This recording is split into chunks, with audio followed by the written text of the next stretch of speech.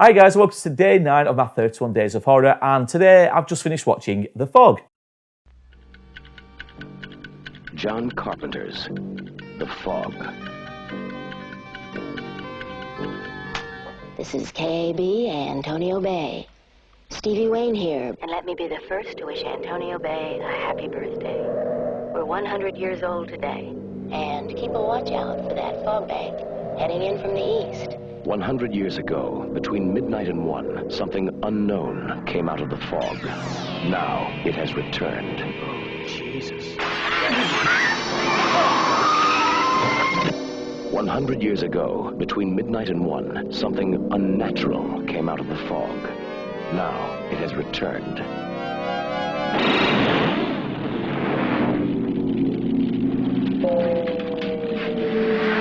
100 years ago, between midnight and 1, something evil came out of the fog.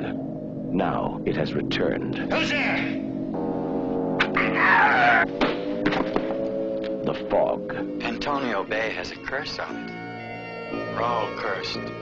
Some water got in here, but something awful cold did. I think I'll go to Vancouver now.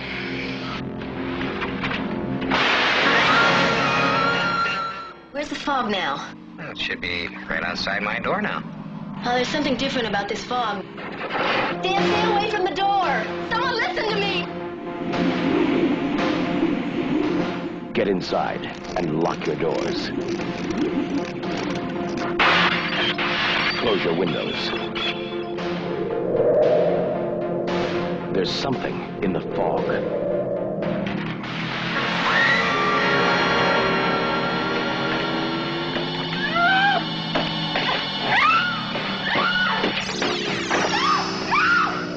Stay away from the fog.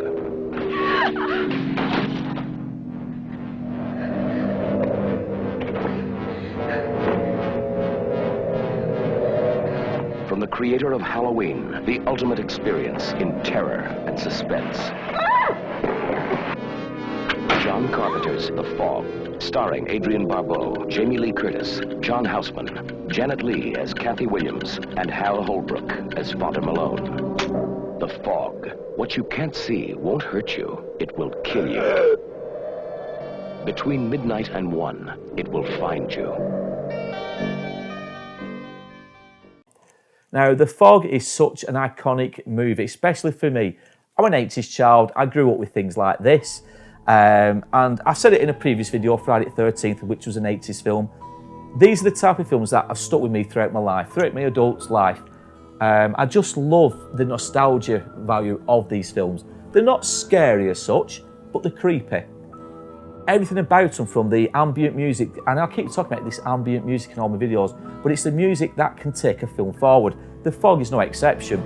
We've got the John Carpenter vibe, you know, the keyboard going and this, that, and the other, but it goes well with each scene that you hear it in. And the story itself, The Fog, is no different to all John Carpenter movies in that it's a nice, simple story, but take it to the next level.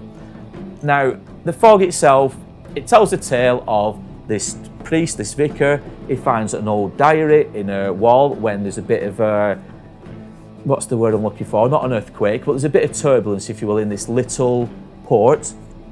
And it's said that every 100 years, that Blake and his crewmen are going to come back to reclaim what is theirs, what was wrongfully taken from them 100 years previously. Now, we find out throughout the film that the vicar is a descendant of the people who lived in Antonio Bay many years before, and it's his bloodline, and it was his bloodline, his descendants, that killed or set up to kill Blake and his crew members when they were coming towards shore. The boat hit some rocks, it sank, it had a lot of gold on it and other things and bits and bats, and basically Blake, his ghost, his spirit, comes back to claim what he lost 100 years ago. It's a simple story, that's pretty much it.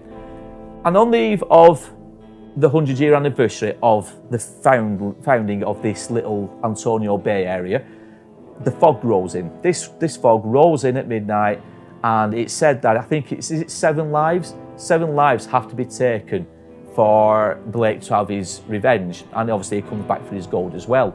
But it's the creepiness of it all, from the subtle ambient music, as I've just said. You know, the acting performances you've got is, I can never pronounce her name, but it's Adrienne Barbeau or Barbeau or something like that. I can never pronounce her name. And she plays the local DJ with that real quiet, husky voice that you hear on your radio early hours of the morning, late at night into the early hours of the morning. She plays the lighthouse. She works in the lighthouse, and she plays this, like I said, this radio DJ who transmit bulletins, weather bulletins, plays a bit of music, talks about local news.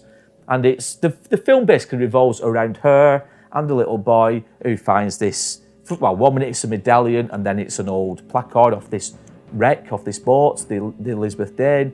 It revolves around those two. Then you've got Jamie Lee Curtis, yet again in one of her earlier horror movies by John Carpenter. As you know, she was in Halloween and Halloween 2. This is another John Carpenter film that she stars in. And she plays a hitchhiker just thumbing away along the coast. She hooks up with this local guy. Yeah, okay, you know, they have a one-night stand and then all hell breaks loose during that night. We have Blake who comes knocking on the window. He's got his hook. We've got his crew members that start killing other residents in sick and quite gory ways. We see some crew members on a little fishing vessel out in the middle at sea. The fog rolls in, this massive old-fashioned boat draws up alongside them. That's Blake's old boat, and the crew members jump off, they kill the crew members. It's all kicking off at this period, but it's the way it's filmed, guys, it's the way it's done. You know, the fog effects, no, okay, you look at it and you think, well, it's early 80s, it's forgivable, but they've obviously made a model of the actual Antonio Bay area because then smoke's blown into it to make it look realistic.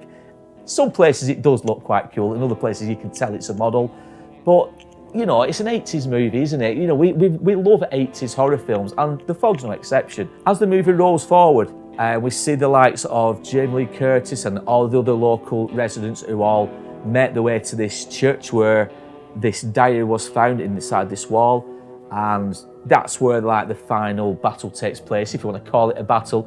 But we see all these reanimated corpses, hands coming through walls. We see Blake in the middle of the church with all his crew members. Such an iconic scene. You know, he stood there and he's got his hands around his waist, waiting to pull the sword out. You've got the fog, that's just on the ground. Then you've got the vicar there, he's holding this gold cross and he's holding on to it for his dear life. And he says to Blake, you know, here is your gold, Blake, take it, leave us all alone, basically. And that's when Blake gets hold of the cross, he starts shaking. But you think everything's done and dusted and everybody's going to survive the night, but oh no. Blake does come back and he wants to take out exact vengeance, and he kills the vicar, takes his life, and that is basically his revenge. He's got his gold, his crew members have come back, they've taken their lives, they've taken 7, they've killed the vicar.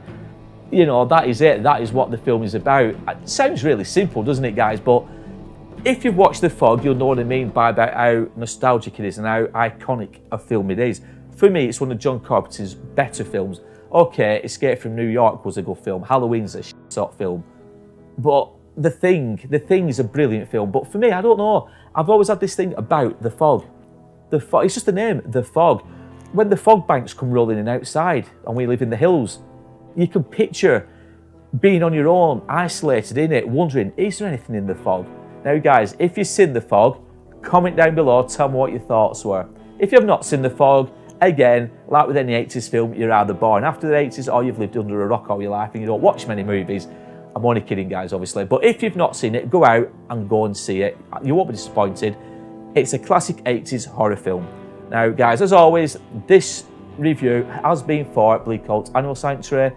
I'm trying to raise a few quid for them just to help out with maintenance, feed the animals that they try to rehome. I mean, and I keep saying it, guys, they're rehoming guinea pigs, rabbits, donkeys, horses, you name it, they'll try and rehome it.